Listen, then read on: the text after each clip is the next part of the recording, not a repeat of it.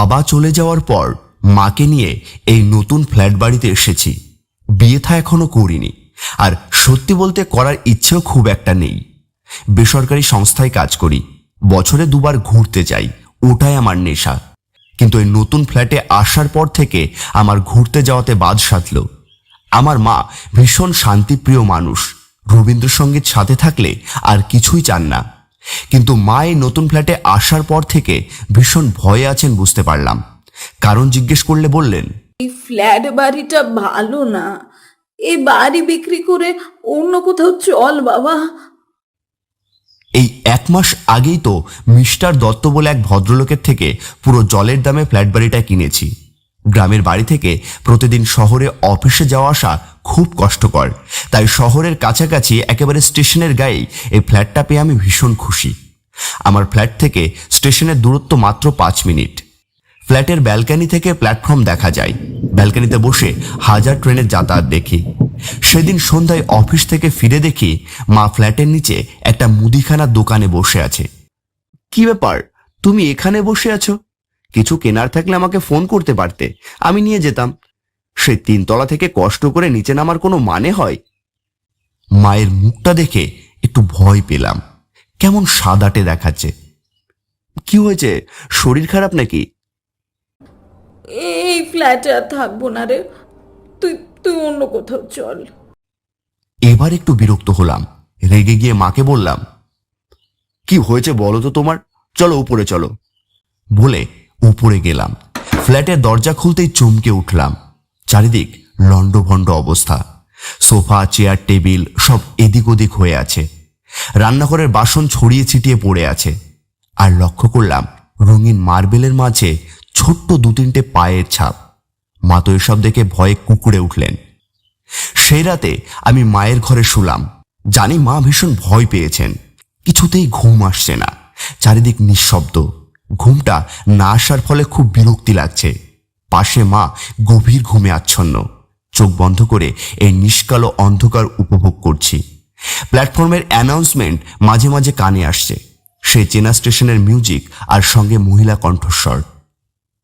অনেকক্ষণ থেকে একটা অস্বস্তি যেন ভীষণভাবে গ্রাস করছে আমাকে। ব্যালকনির দরজার পর্দাটা হাওয়াতে দুলছে। হঠাৎ পর্দার দোলাটা বন্ধ হয়ে গেল। মনে হলো কেউ যেন হাত দিয়ে পর্দাটা টেনে ধরল। পর্দার আড়ালে আবছাভাবে কেউ যেন দাঁড়িয়ে আছে। একটা অজানা ভয়ে বুক কেঁপে উঠল আমার। আমি আস্তে আস্তে উঠে বসলাম, বললাম, কে কে ওখানে? কোনো উত্তর নেই। এবার নামলাম বিছানা থেকে। সারা শরীরটা কেমন ভারী লাগছে আমার। এক পা করে এগিয়ে গেলাম পর্দার দিকে। সামনে গিয়ে এক ঝটকায় পর্দাটা টেনে সরালাম, কিন্তু কই, কোথাও কেউ নেই। দূরের ল্যাম্পপোস্টের আলোটা পর্দার আড়ালে আবছাভাবে পড়ছে দেখলাম। এবার নিজের উপর একটু হাসি পেল আমার।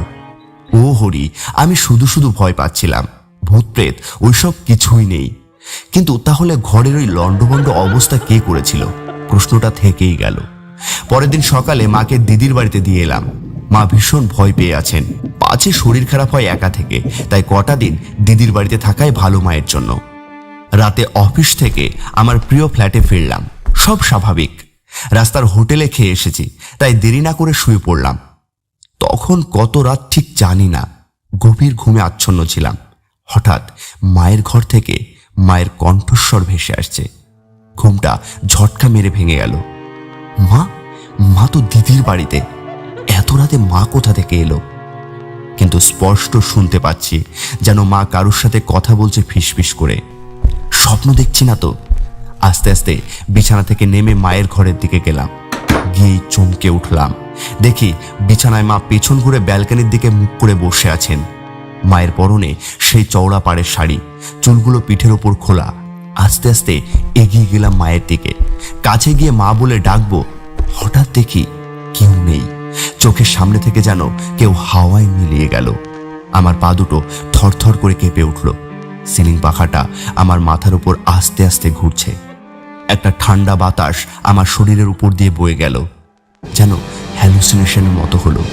আমি এবার ভীষণ ভয় পেয়ে গেছি। পাটা ভীষণ রকমভাবে কাঁপছে বুঝতে পারছি। স্টেশনের সেই পরিচিত কণ্ঠস্বর আবার কানে ভেসে আসছে।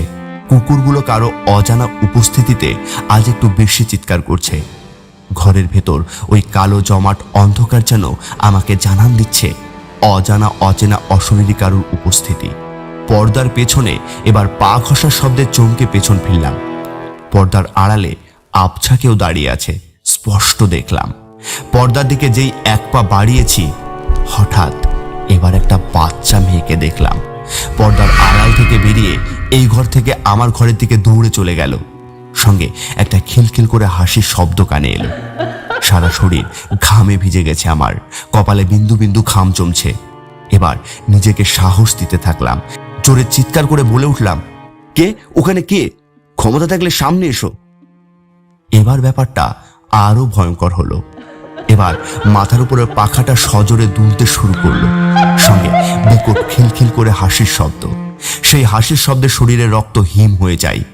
আমি এবার চিৎকার করে ওই ঘর থেকে দৌড়ে বেরিয়ে সোজা ডাইনিং প্লেসে এসে দাঁড়ালাম। হাসি বন্ধ হলো, চারিদিক নিঃশব্দ অন্ধকার। সারা ঘরটা কেমন পাণ্ডুর দেখাচ্ছে। ভয়ে আতঙ্কে আমার সারা শরীর অবসন্ন হয়ে পড়েছে আস্তে আস্তে। আর ঠিক তখনই আমার চোখ গেল রান্নাঘরের দরজার দিকে। হায় ঈশ্বর, এ আমি কি দেখছি! ঠিক দরজার সামনে একটা ছায়া মূর্তি দাঁড়িয়ে, চোখগুলো আগুনের মতো জ্বলছে।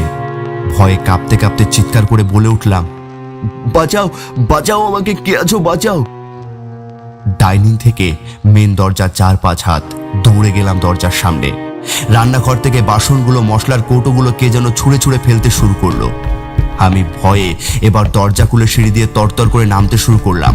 আর ঠিক আমার পেছনে কোনো অদৃশ্য ছায়া দুহাত বাড়িয়ে এগিয়ে আসতে থাকলো। হে পরম পিতা, হে ঈশ্বর, রক্ষা করো আমাকে! সিঁড়ি দিয়ে তরতর করে নেমে সিকিউরিটি রুমের দরজায় আছড়ে পড়লাম। চোখটা অন্ধকার হয়ে এলো। চোখে মুখে জলের ঝাপটা খেয়ে তাকিয়ে দেখি সিকিউরিটি গার্ডরা আমার দিকে চেয়ে আছে।